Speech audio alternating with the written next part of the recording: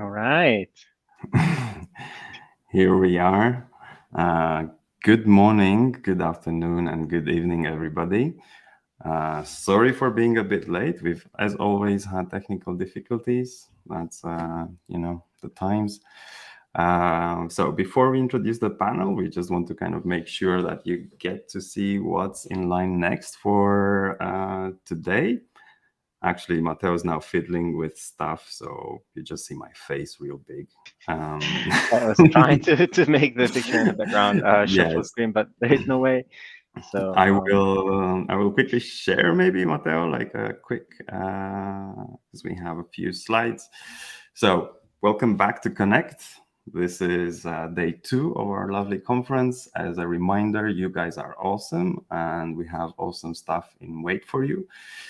Yesterday, you've been through quite a few of these sessions. You've seen them, and the focus is actually on today, where you've got this panel that's going to follow up just after we introduce today, and then a host of other talks from both, again, academia, startups, and as well the wider AEC industry and established companies.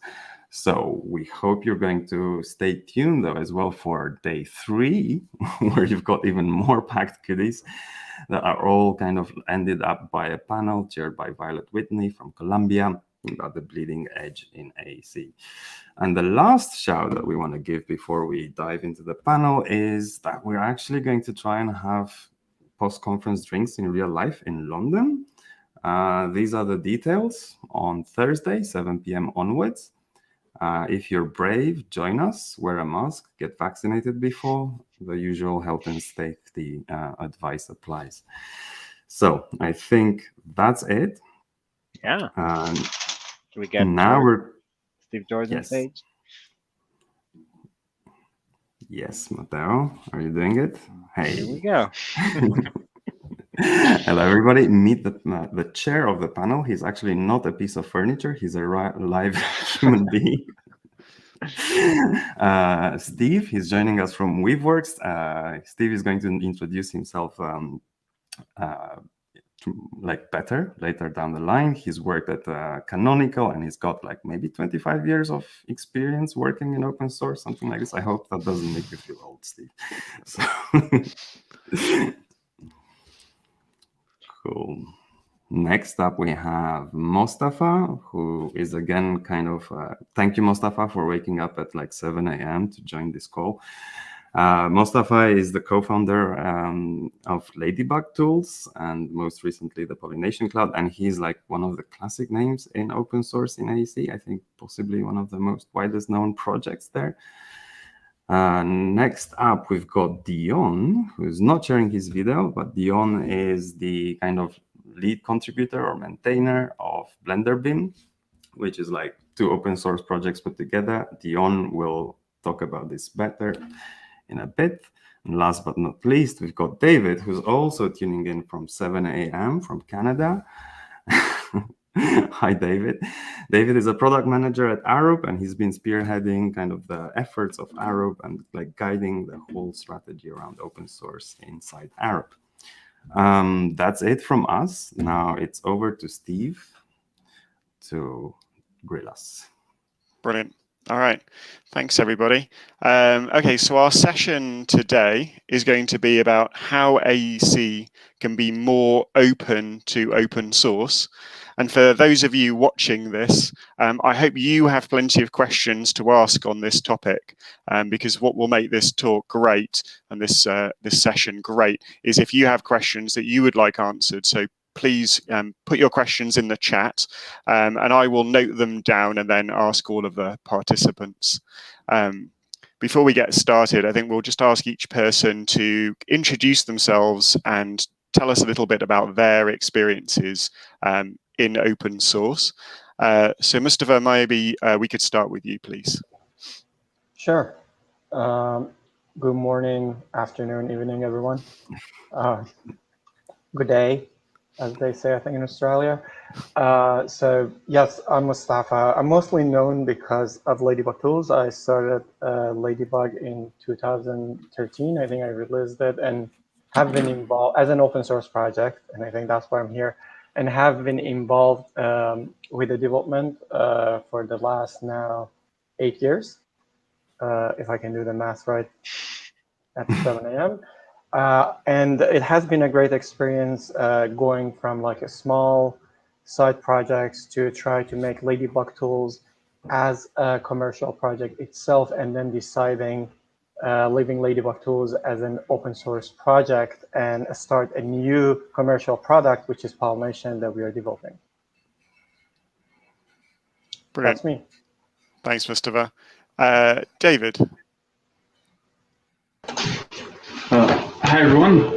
So my experience with open source sort of started on a personal level. I've released a few hobby projects and been aware and followed the open source community. And more interestingly, for this discussion, in the past few years, working with Dimitri and Matteo when they were back when they were at Arab, and working with a lot of other people around Arab, just understanding people's attitudes toward open source, understanding how open source can be used within Arab and outside of Arab.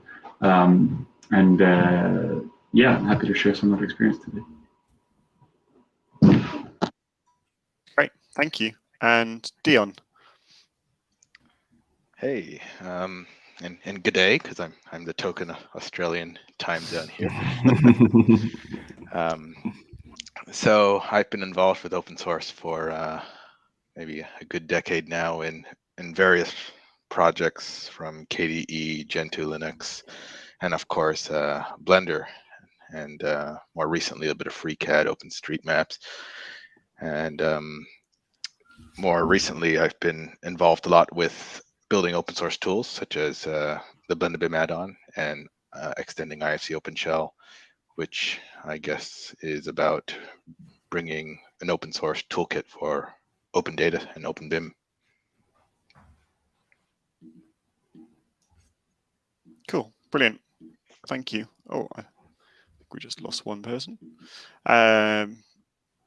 I think it's just redisplaying. All right. So for myself, I'll just give you just a quick summary of me. So I am not from the AEC industry, but I am a sort of open source specialist, as Dimitri said at the start, perhaps for a little bit longer than I would like to remember at this point in my life. I've been doing open source for a long time. I joined Canonical Ubuntu quite a while ago, and for those who don't know about it, it's an open source operating system.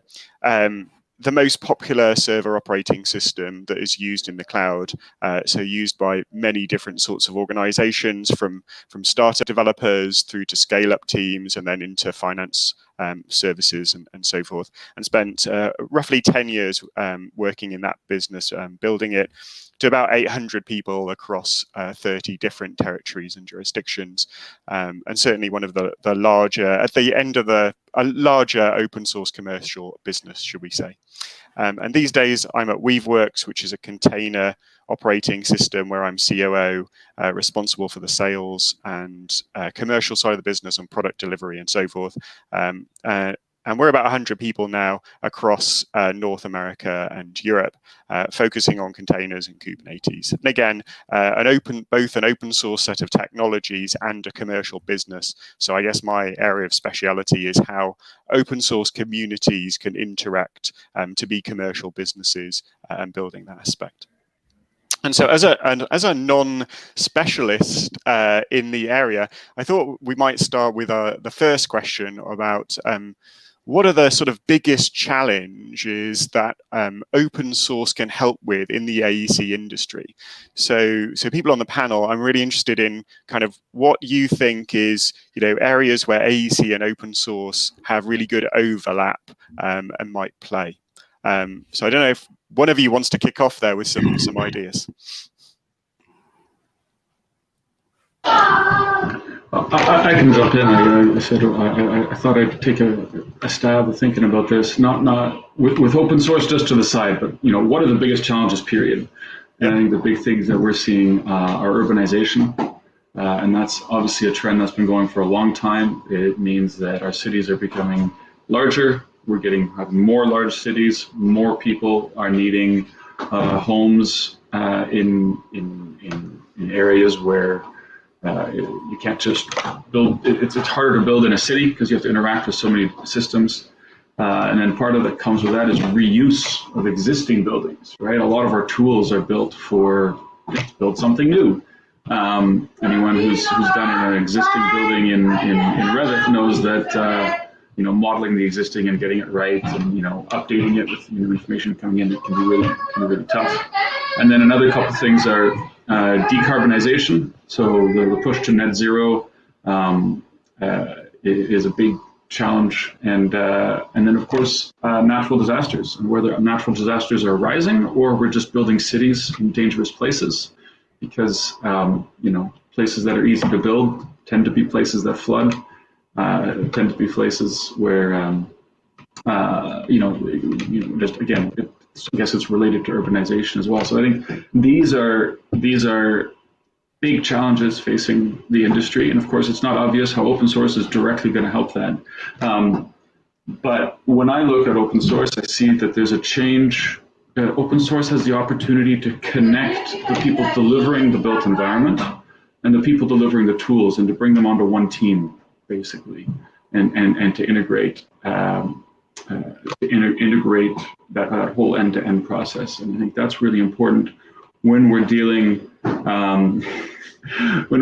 with change, when we're dealing with new things. It's really good to have the opportunity to change your stack end to end, as opposed to a more stable system where there isn't change. Then you can break stuff up into components and you can optimize each one. So that's I'll leave that out there for discussion.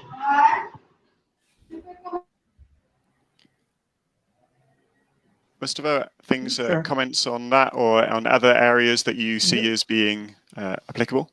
So I agree. I mean, I think larger discussion, open source, one thing that can help a lot with the AEC, I hope, is to build better together.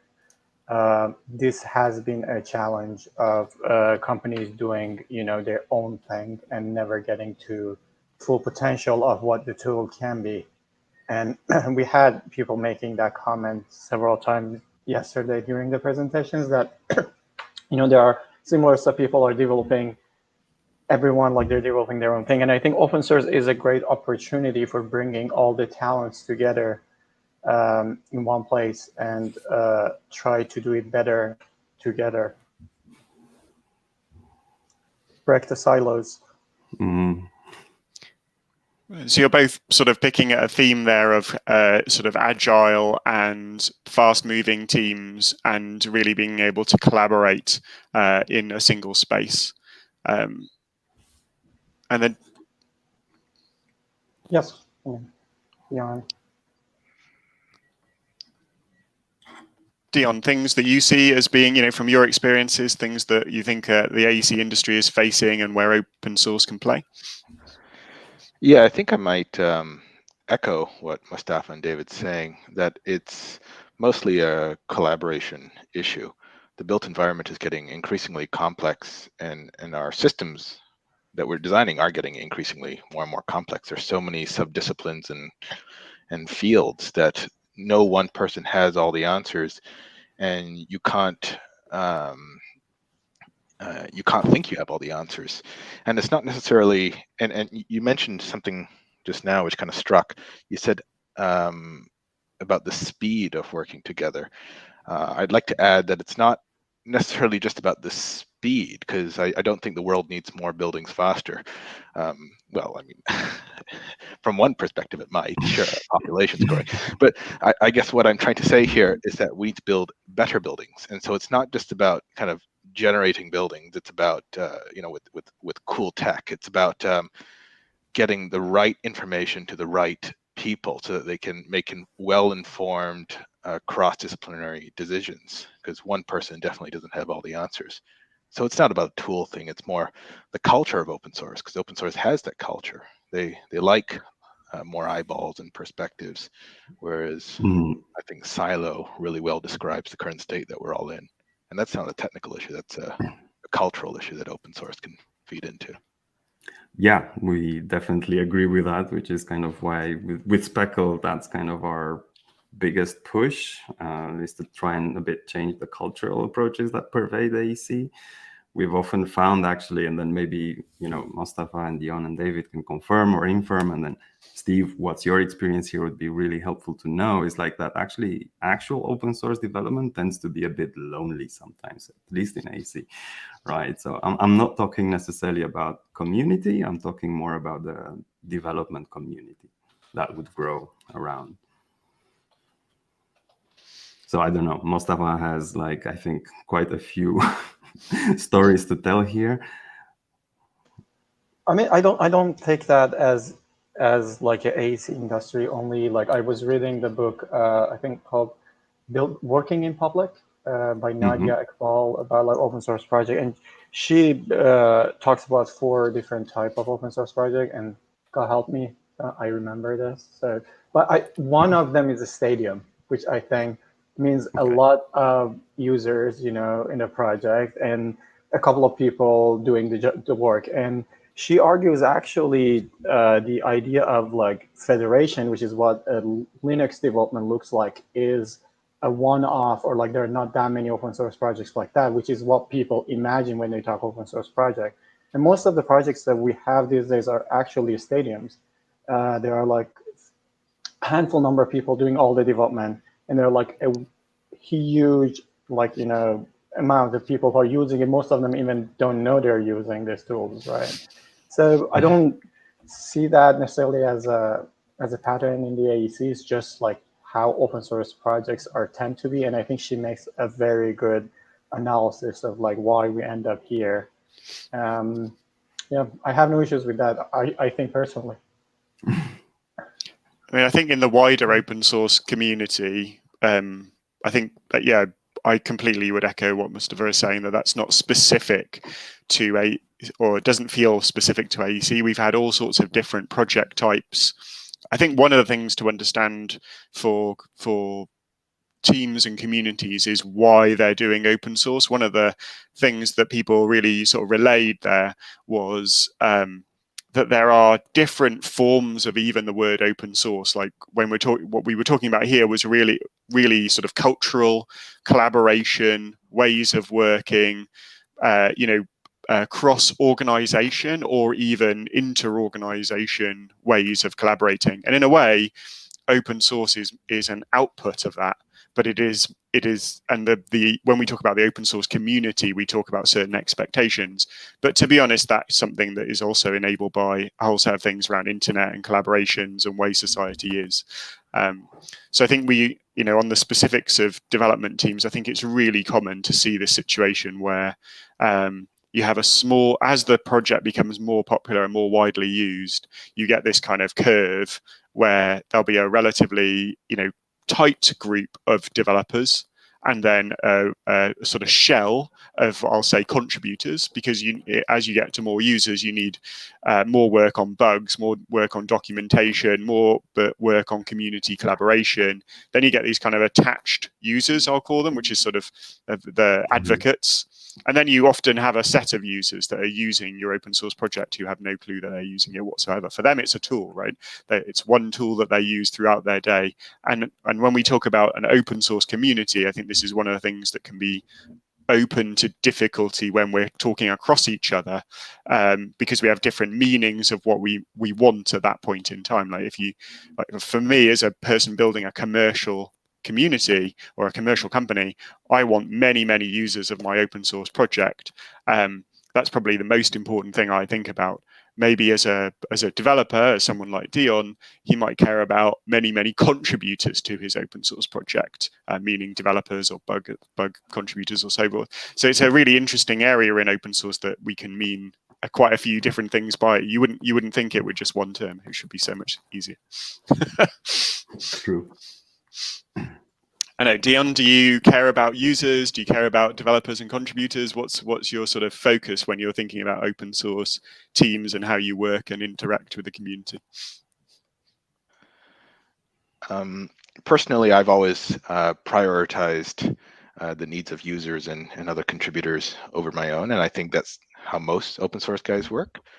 And also, like most open source guys, I'm a user myself. I use my own, I dog food as most everyone does, and it came about not simply because I want to scratch an itch, right? I had something I needed fixing and doing, and then that's why it came about. And I think that could be the same. Well, that's the recipe for most successful open source projects that don't get too lonely after a while. But I totally agree with the long tail distribution of contributors you've been talking about. And all I can say is that the amount of interest how interested I am in you, whether you're a user or contributor, is proportional to how much you are willing to invest. The more eager you are, the more eager I am. Yes, that's a very good way of putting it. It's a bit of a meritocracy, and there's no like free food. We shouldn't necessarily be rewarding like kind of entitlement, which sometimes is seen around quite a bit. We've got kind of a semi-question from the audience that it can be that the creator has not made it easy for others to contribute. And I mean, picking up on this from personal experience, like actually writing code is, half the job, or is like as difficult as actually enabling the welcoming contribution and actually, prepping up a repository for like Hacktoberfest or something like this takes a lot of time, right? So, and also it's the skills in the industry as well that I think. Right. That's what I wanted to. I think generally speaking, in my experience, and we are very niche in what we do. Like it's not geometry. It's not only geometry. Geometry is part of it. So you need to know a lot of things to be able to start. I think one of the challenges as the project grows and becomes more mature is the distance that you make between someone who wants to start, like a starting contribution, and some meaningful contribution that they can make. And that's unfortunate in a way, but that happens when your project becomes more mature. You will have more automation, you will have more standards, you're using more frameworks, and then you see at some point someone comes and says, I want to help, and you're like, oh, you have to learn this, you have to understand this. And I don't want to name technologies, but like right now it's not easy. Like think about a Speckle, like probably when you started, helping was like, do you know JavaScript? Here you go, run this and like get involved. Now, do you know JavaScript? Do you understand Kubernetes? Yeah. How do you know how to use the container? Have you used Docker? Do you know? And then at some point, like how many people do we have in the industry who can get to that point to contribute code? I mean, a lot of people can contribute time, can be maintainer, can answer questions. That's a different thing. And I think I have come to kind of peace with myself that there will be a limited number of people who can really help you as developers. And for us, open sourcing, we didn't never open source Ladybug because it was open source all the time. So Ladybug being open source the way it is, Ladybug Tools, the goal was allow people to learn and mainly learn on the building science of things, see how things are going, and become from beginners, go all the way to be advanced users and experts in the industry. And I think we have done good on that, and that's something that makes me happy. Yeah, core developers, maybe we had like, I can count them on two hands, but I think that's still good enough. As like, if you consider the project as in a stadium, we are supporting a lot of users, and we found a way to be efficient to be able to do that in a scale like that. And I think that comes with issues that one thing that Devang is saying, like it's just things are going to get harder. Getting involved now with Ladybug Tools, you have to understand 5-6 different things to be able to make a contribution to Ladybug, like which is our very core basic library. I I totally agree with you, Mustafa, that the learning curve of some of these open source projects is one of the blockers to contribution.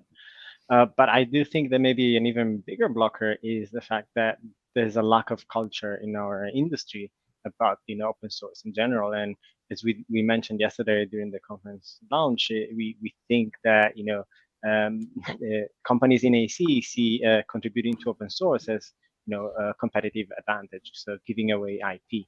And I think maybe this is something worth touching on. And we are trying to change it slowly with Speckle. and that's why also we are hosting this event and having these conversations. I would like to hear from the other panelists what they think. I think. Go ahead, Steve.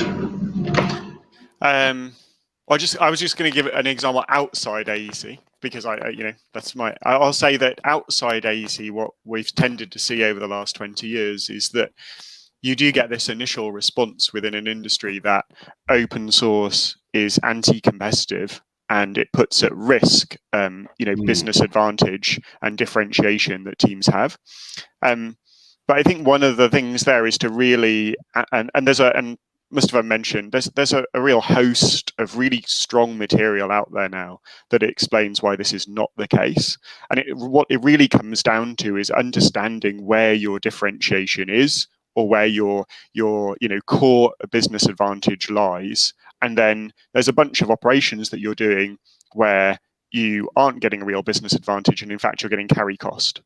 And so if you look in the classical example of this is why was Linux successful in the end, it was basically because all the hardware operators had their own Unix, and they had to, in order to sell hardware, which is what their business wanted to do and where their differentiation was, they needed to build an operating system for that. And so in the end, what happened really there was that the hardware guys came together and realized, well, there's really no advantage in our operating system layer. For those of us who are coming from a software layer, we might argue that this is not true, but I'm just saying the leaders of the hardware teams were like, why are we writing an operating system? And then the guys down the road are also writing an operating system. This is a massive carry cost. Our advantage is in our hardware. I think in more recent times, when you look at somebody like Google and Facebook and so forth, where they collaborate, what they realized was, the thing that we all know now, which is data was their key business advantage. And so a lot of infrastructure code and other things that they had to do, there wasn't really any advantage in that. So they might as well open source it. And I think the last thing to mention is that open source can be a business benefit in terms of hiring and retention, which is really getting people excited about joining your business and realizing the effect that they're going to have is really, really significant element. So I think those are all trends outside of AEC, but David, what's the trends inside AEC? Very similar. Just to pick up on your last point about hiring and retention, I was speaking with I think it's Dave Moran, who runs the Academy Software Foundation, from the folks who give out the Oscars. And what he was saying was that having an open source foundation, having these projects, actually attracts people not to the companies but to the industry. Obviously that's a big issue. At Arup we have a lot of great developers, some of whom have just left the industry completely for other opportunities. So working together as an industry to just keep folks in our industry is great. I think maybe I'll add an example of how I explain to people why it's not a big deal, because I think the fear of losing IP is real, but as you said, Steve, it doesn't actually make a difference. So what we found, and what we're always discussing with our clients, is the ability to retain the rights to use the IP that we've developed on a project going forward. So in fact, being able to use IP is more important than being able to own IP. And if you go to a client and say, hey, we have this open source project, we're going to contribute to this open source project during this building or this bridge development, if you can get the client to sign off on that, well then open source has actually got this rock solid license that says you can keep using it. So there's a way that helps. And then the other thing is to compare the IP situation with what you would do if you want to get some feature that you've thought of and you would really like the software used to have this feature. So in the closed source world where you're dealing with a vendor, first you have to spend several years convincing the vendor that they should put it near the top of their roadmap. Good luck with that, right? Once that's done, then it's added to the software that the whole industry uses. Like Autodesk and Bentley don't add a piece of, don't add a feature just for anyone, and then finally, you have to keep paying for it. You have to keep paying rent on that feature that you thought of. So if you compare that to open source, so in open source, you need to have the ability to contribute the code. So that's a big change, and maybe we'll talk about that later in terms of just the posture. Hi, Sophie. Oh, sorry. The posture of the companies and the capabilities. But then if it's important for you, you can just add that feature. And then it's available to the entire industry. But that's actually, that bit isn't different than before. That's the same situation. And then finally, your carry cost, you have your carry cost of maintenance, but you don't necessarily have a license cost. So, that's kind of how, I'm starting to bring that idea. We're starting to think about that, and we're starting to realize that, yeah, the value is not in this specific schema. It's not in, this particular piece of code, whether it's open source or not. Actually, when it's open source, it's clearer that we can continue to use it. So. Cool. Yeah, I do have a question. Like Steve mentioned, that the hardware manufacturers had this moment at which they realized, okay, hardware is our competitive advantage. Let's not bother too much about writing the operating system. Like, what would be the equivalent of that in AEC companies?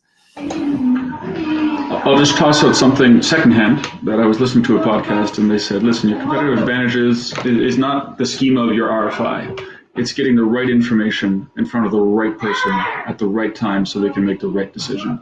So whether that's data or whether that's workflow, the competitive advantage is being able to wield the tools, right? And if building the tools means you can wield a better tool, great. But as we all know, getting adoption of a tool is more painful than writing it. So half the time you're worried people are going to steal your idea, and you put it out there and it falls flat. It's like, no, I want you to steal my idea. Come on, work with me. Let's work together. And so.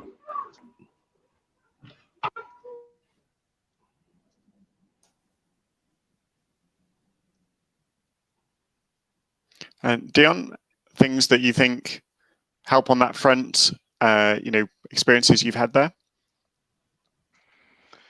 Yeah, I always find it strange when people in AEC think that software gives them a competitive advantage. It's like, all right, well, so you're competing on a bid now. Like, you're selling design or you're selling software? It's like, are you selling your ability to draw lines on a page, or are you selling your 50,000 object library? Actually, I do know a firm, I won't say the name, has tried to sell their 50,000 object library, and it falls flat. So if anybody thinks they're actually making money out of this software, the Dynamo script they wrote, or the Grasshopper script they wrote, or the whatever script they wrote, good luck. Try it. Try make some money out of it. Come back in a few months when you failed, and then we'll talk again. I absolutely agree. It just makes far more sense to work together. And I think especially the people in the room we have today, or the virtual room, half of us, the stuff we're writing, the tools we're building only work if other people use them too, because they're about collaboration.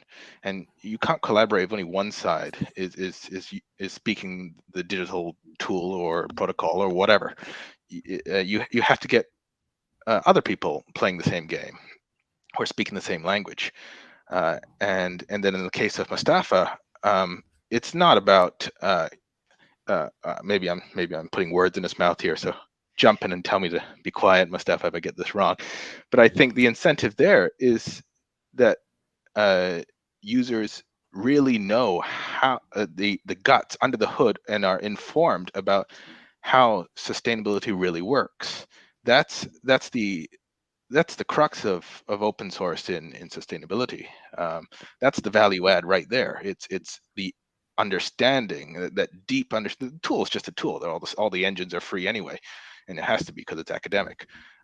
It's you as the simulationist knowing how to properly apply it, and is where the value is. And you can only do that if you're open and transparent about it. A bit like security, I guess.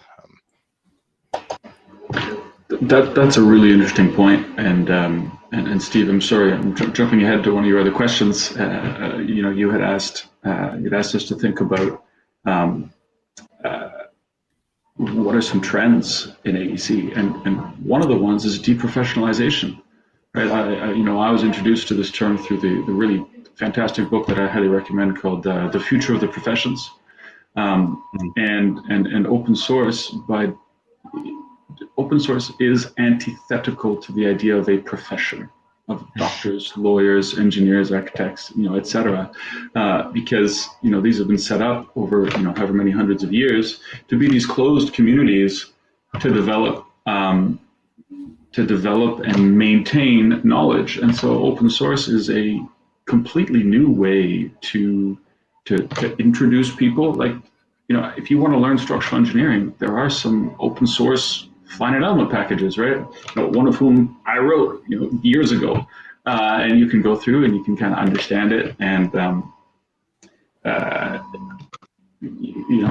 think your point, Mustafa, about putting it out there as open source so people can learn, people can come in. It's a new way to deliver value. And one of the things that, one of the points that the Future of the Professions makes is that very few people benefit from the knowledge of engineers and architects and doctors and lawyers. It's really, it's an elite thing.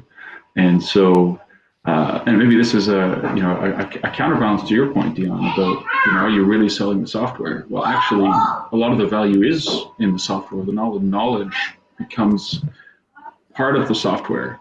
And so how does, the fact that we have this whole new way of sharing our, what previously was professional, but we can say specialized knowledge, specialized in operational knowledge, what does that mean? And that opens up a whole other host of questions, but I think it's really exciting. So democratization of these areas of specialization and opening up that opportunity. I mean, spinning back to the point about attracting people to an area, in this case AEC, and young people coming into industries and wanting to learn about it and have that smooth on-ramp.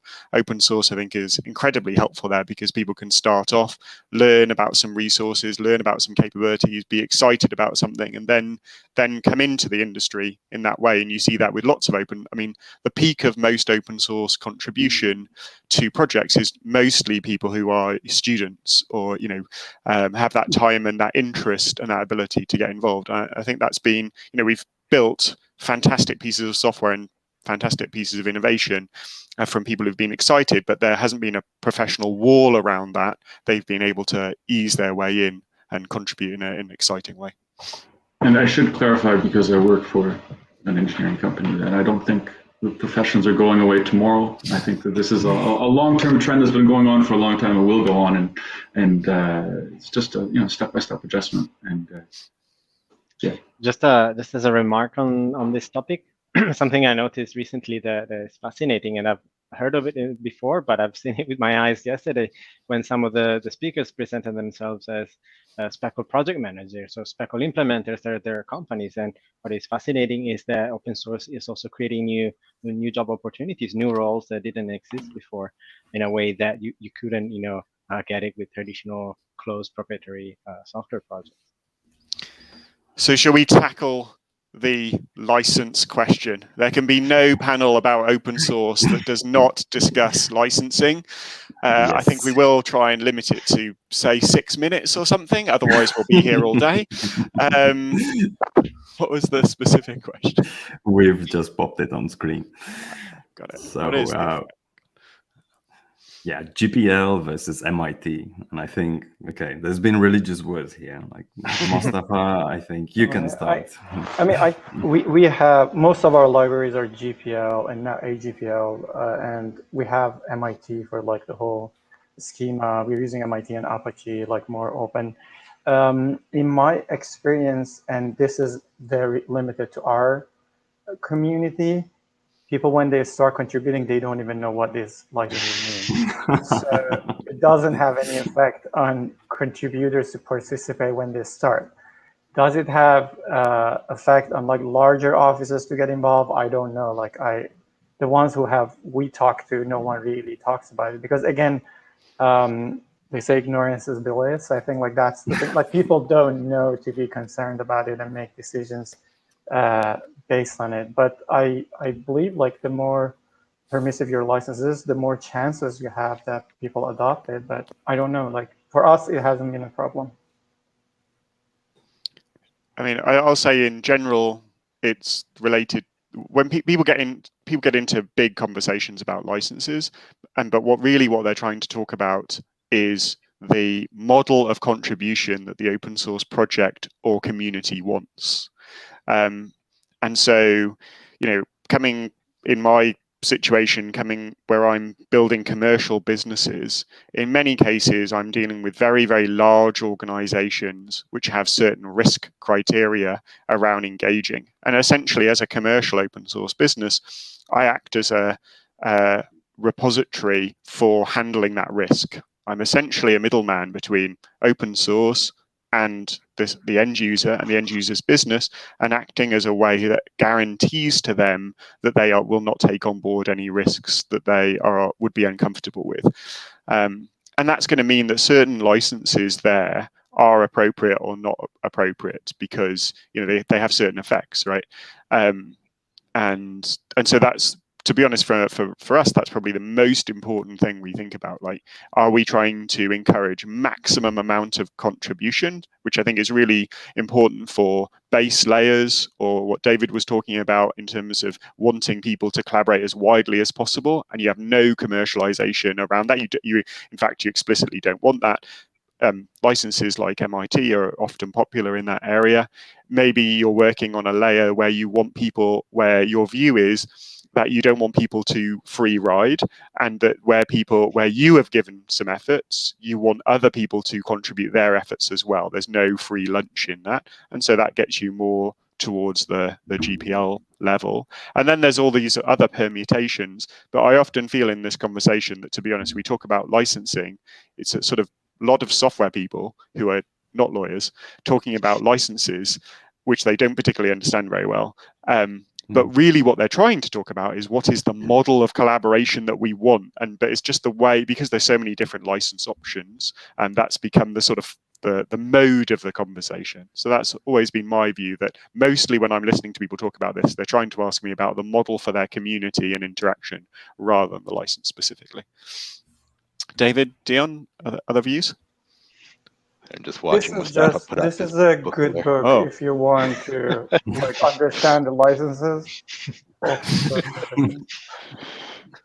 I mean, I thought I know the licenses when I started reading this, but when I read this, I'm like, oh, maybe not.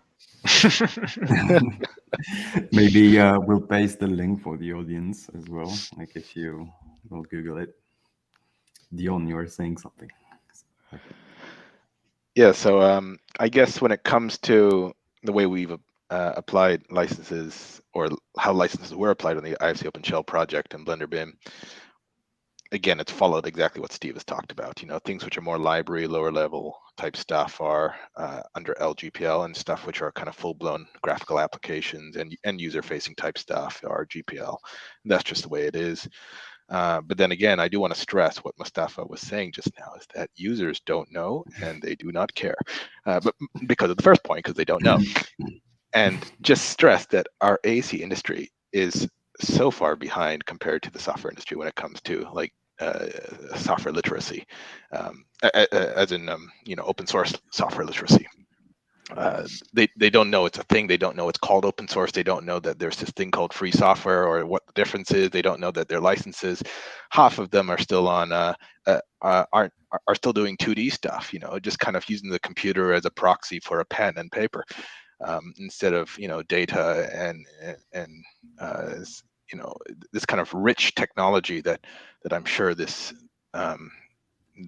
Speckle and Connect meetup has been about. There's a huge spectrum of people out there, and for the vast majority of firms, yes, you've got the behemoths in the industry, like the Arabs and so on. But for the vast majority, maybe there's one guy in the firm who knows a thing or two about computers. Maybe you could, just like software guys, they can Google better than the average bear. And you think when they start talking about license, anybody else in the firm is going to listen to them or care? No. So they just. And I can absolutely mirror what Mustafa said. In the IFC OpenShell crowd, yes, we got a bunch of LGPL, a bunch of GPL. Do I see any difference between them? No. Mm-hmm. We've seen, and I think this is kind of echoing up on what you said, that like the AEC industry is really far behind.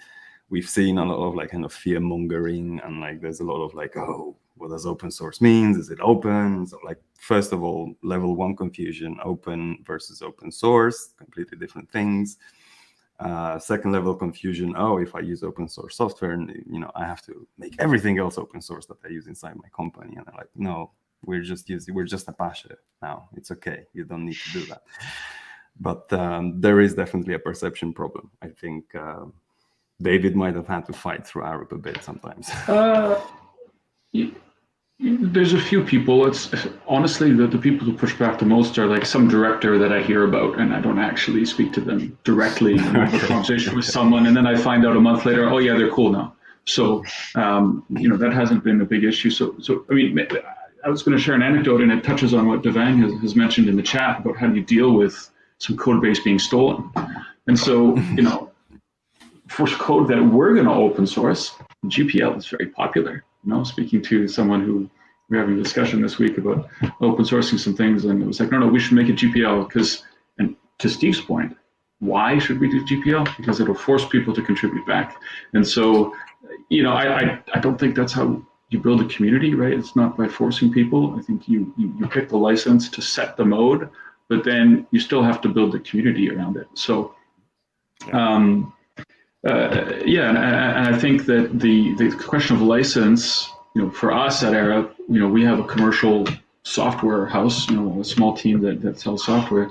So for us, it's really important to watch for licenses, and we don't put open source work into, our commercial stuff. But once you've made the decision that you're going to contribute to an open source project, and, for instance, all of the work that we do at Arup for Speckle is open source. Even stuff that we were doing just for ourselves. I think we have a couple of things, integrations with our own systems, our own financial systems. Nobody cares about that, so we don't share that. But we just put it out there, and since we've decided to put it out there, I mean, if you've decided to share it open source, GPL is fine. And so those fundamental decisions of participating are more important, and then once you've sorted those out, the license becomes fairly straightforward. What's complicated is, as Steve said, when you're trying to deal with a community issue or an interaction issue through lawyers, because that just makes life complicated. Any other questions that we want to address on licensing, or should we move on to our sort of what can we do to encourage adoption of open source in the AEC industry? Should we move to that for the last few minutes? So, because I think that's what everybody here would like to know. Ultimately, how do we help to build larger open source communities of participants and users and collaborators? So, what do you guys think? Mustafa, have you got a start for us? It's a very good question, and I think the one that I think Ladybug Tools project as a project has done. I don't know how much I was part of it or it just happened. That's a question to be seen. But again, I think the trick that we had and we still use, it's not really a trick, everyone knows about it, is again, focusing on education and making people better in what they do. And I think everyone wants to do better. Everyone likes efficiency in what they do on a daily basis. Everyone wants to feel smarter when they work on something. And that has been our way of getting people to use stuff, right? Like this, it's not about being open source. It's not about being free. It's not about anything. You're doing your job. You want to do it better. You want to do it faster. This is the way to do it. And then that has helped with the software to be used more, right? With more people. Necessarily, again, I say I'm at the point that I'm mostly focused on all the work that we have done, make sure more people use it to make industry better. And let's get more developer contributing to the source code of Ladybug Tools. So I'm at that stage, and that makes how I want people to use open source a little bit different. So your goal there is that people use the technologies and projects that your team and you have built to get the advantage of the leverage of using them. So sort of you're trying to maximize users in your community, for want of a better word, and ensuring that they have all the resources and knowledge and help to maximize that use, to increase their efficiency, right?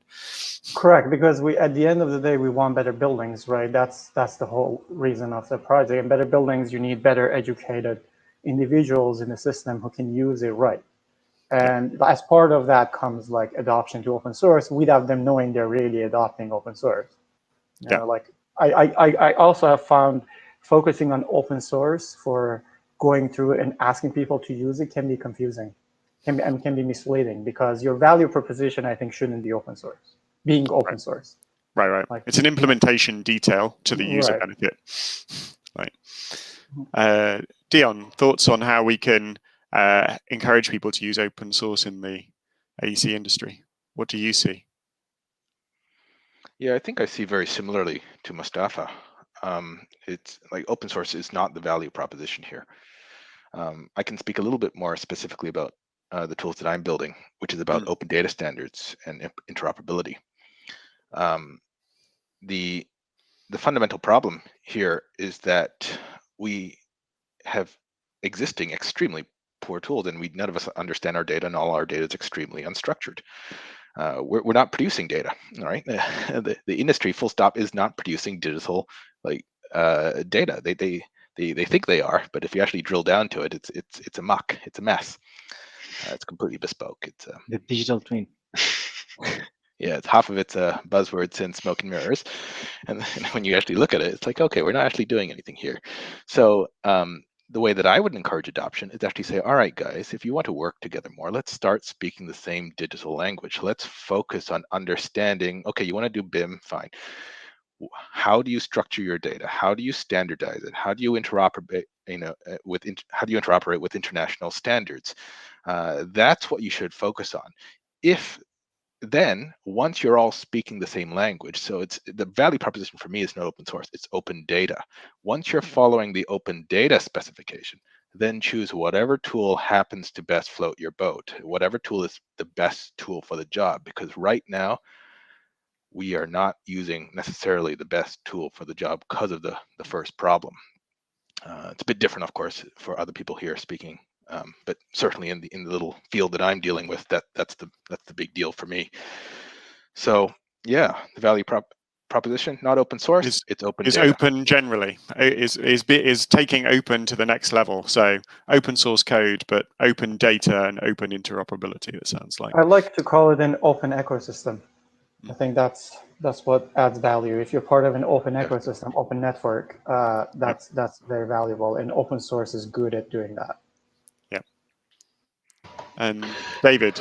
Yeah, maybe I've got a couple thoughts. One is just a tactic, and then one is more sort of understanding the lay of the land. So, within Era, we've had a great success getting people familiar with open source by introducing like open source within Era.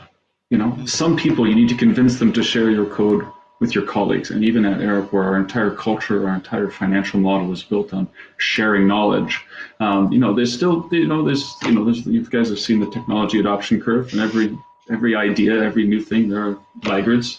And so that's something that, is I think become more and more part of our culture. Yeah, you write some code, put it in a repo that everyone within Arup can see. And so then people kind of get familiar with it, and they say, oh, okay, well, hey, that's cool. Oh, this wouldn't be any different if we do it outside. Can we just share this with everyone, around the world? So that's really cool, and that's something that obviously our scale allows us to do. But even on a team of 5 or 10 people, present the code you do to the rest of your office and show them where the GitHub or the GitLab repo is, and say, hey, and it's step by step, because I think there's so many pieces that need to be in place for us to have a vibrant open ecosystem. That there's no silver bullet today, right? There's a lot of little steps that have to come in. And then the other thing to keep in mind, we talk about the AEC industry. Do we include Bentley and Autodesk in the industry? Because when you look at where open source came from, right? It came from companies that were writing software in a closed way, and they went to writing software in an open way. So that's one step. The AEC industry, the AE part of the AEC industry works on a project basis, right? We work on a premium service basis, which is to say our costs are people's time, and we add value, and we basically, if we can make 10 to 20% profit, or maybe less depending on the company, on people's time, then we're happy. And for that sense, it really makes sense to go to a vendor, and the vendor will say, I'll charge you this much per person per hour, basically, or, I think Revit now costs something per person per day. That fits exactly into the business model. And so when you go to say, okay, we want architects and engineers to start building their own tools, and in the long term, we can show that there's value there. But these firms don't have the management tools to manage investment, because investment is totally different than managing like a cash flow, right? And so architects and engineering firms, they're a cash flow management business. And so what that means is they're either scared of making big investments, or they don't know how to make big investments, or they don't know how to stop throwing good money after bad. And they have a bad experience. They say, never again, I've got this thing. It's not terrible, but more importantly, it's not great, but more importantly, I just pay rent for it every month, and that works for me. And so building the just commercial, financial, product management skills around, we want to build some software. We want to get involved in making our tools better. We want to bring that in as a fixed cost with a super long return period. I think we can't ignore that. And so there's almost two discussions, right? Like, how do we get Tekla and Bentley and Autodesk to share and to have a common core? And I think the I2C, process for all its, bumps and starts is it makes sense to be having that discussion, right? And it's going to take a while to get there, but that's one discussion. And then getting firms that used to delivering projects to also start contributing to either in documentation or being part of an open ecosystem. Most firms today, they get a new tool when a salesperson shows up, tells them how awesome it is, and works with them for 6 months to convince them to adopt it. And so most firms are not actively looking for better tools.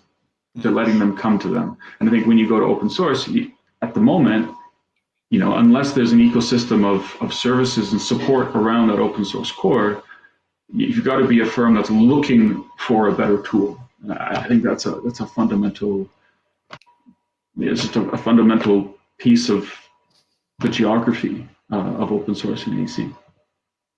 I mean, I'll say that from my perspective, but it is somewhat informed by the areas that I've worked in.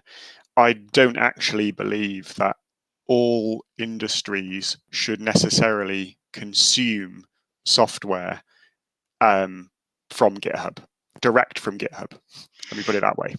I think there's a perfect role for, there's still a role for commercial companies in delivering software.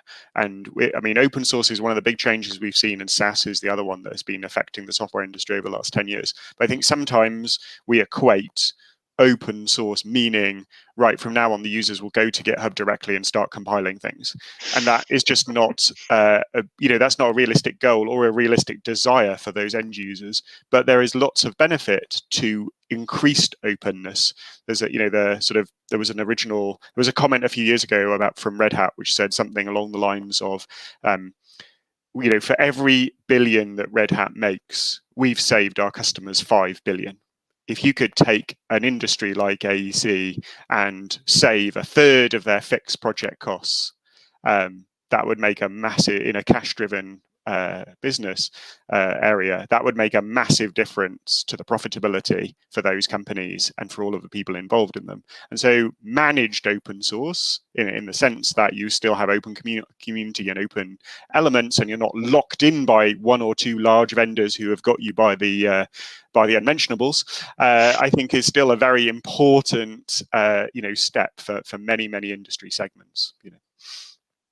But I admit that's totally informed by the fact that I have worked in commercial open source for 25 years. So, yeah, I just have a quick remark on this, especially on the big vendors not doing any open source, and it's that even Microsoft, that up to a few years ago was one of the biggest let's say industry company against open source, has become one of the largest contributors to open source. And I think in the last few years they've released more open source code than anyone else in the top tech leading industries. So that just gives us an example that it is possible, and so hopefully the Autodesk, the Bentleys, the Teklas will also go through this change of mindset. Yeah, and maybe I should just do a quick shout out to Nemetschek at the moment, who've open sourced, structural analysis format. And they've said, hey, we want this to be open, and they're the open sourceness is really to push a standard. And of course, we've contributed to Speckle a competing standard, so we haven't quite got the coordination in the industry yet, but I think it's a first step for everyone to put everything out there on the table, right? And we can discuss and we can bring it together. I think that's really good. Yeah, and we can take this opportunity to plug in some extra open source efforts that are going to be presented today. Actually, Mostafa is going to speak later more about Ladybug tools. There's going to be the guys from ifc.js, which in just half an hour are going to start talking about this. And there's going to be another workshop on Compass, which is, I think, on Friday, or as well today, which is an open source robotic fabrication framework coming from the ETH. So this was just a radio show host plugin moment. Also, the OSR community is going to be introduced, and we'll see Blender Beam featured in a recording of Dion as he was sleeping by then, I guess. Yeah, so I think we could say that we are making steps to get there as an industry, in a sense, like, small, maybe kind of they look unthreatening steps, but who knows? I think hopefully the cart will tip at one point. Perfect. And so I think we got a last question from Maya there. Any advice on developing open source communities? So any last comments on how people can develop a community? So yeah, go for it. I mean, I have some simple, and maybe sound like a stupid comments, but get your discussions out of GitHub. And GitHub is actually trying to create GitHub discussions now, like to keep everything inside GitHub. But if you really want a community, and again, your community is not only, don't think about a community as only developers or experts. You need different levels of people, and this is well documented what's a good strategy there. But to us, I think having our own discourse was like a major point, and we spent a lot of time bringing all the old discussions from the older forum, even imported into discourse, and that helped a lot. And one thing about your community always, and something that I'm trying more and more, and this happened when we moved from like drawing with hands to CAD. Although people in the offices who had a lot of experience who didn't know CAD started to get ignored during the design process because they couldn't keep up with the tool. In your whatever you're building, you don't want that to happen, because those people are the ones who know more. Yes, they can implement it for you. And to have them involved, you have to use platforms that they're comfortable with. You have to speak the language that they're comfortable with and they can understand. And I think you have to be really supportive, especially at the start of the project. You should expect people, like even with documentation, I have seen open source projects that like, and we have the RTFM thing, but it's not really that. Like you documenting, you putting everything, you putting sample file doesn't mean people can find it. Be open to nurture that community to get to the place that they need to be. It's just like having a kid. I think for the people who have a kid, they know how that goes. So yeah, take the time and it will happen. Hopefully you will have a good kid. Mustafa, you recommended some good books, so I'll recommend one from an old colleague of mine, John O. Bacon's The Art of the Community. There've been lots of things written about community development in open source, but I think John O's book is a fantastic book, and there's a conference that goes with it. But if you're very interested in building communities, I think that's a fantastic starting point. Dion, David, thoughts on how to build a community? Well, the communities I've been involved with or seen them grow from nothing are still quite immature compared to what Mustafa has experienced with. So take whatever I say with a huge grain of salt, because I may have no idea what I'm talking about at all. But certainly with the OS Arch community, it grew. It started off as as congregating around a tool. Which is how a lot of open source communities start. You've got a particular tool or software or something, and you have a group of users who want to get good at it or something like that. But that only lasted a few weeks, and then it changed, and we said, hold on, this is a different type of community. It's not about the tool.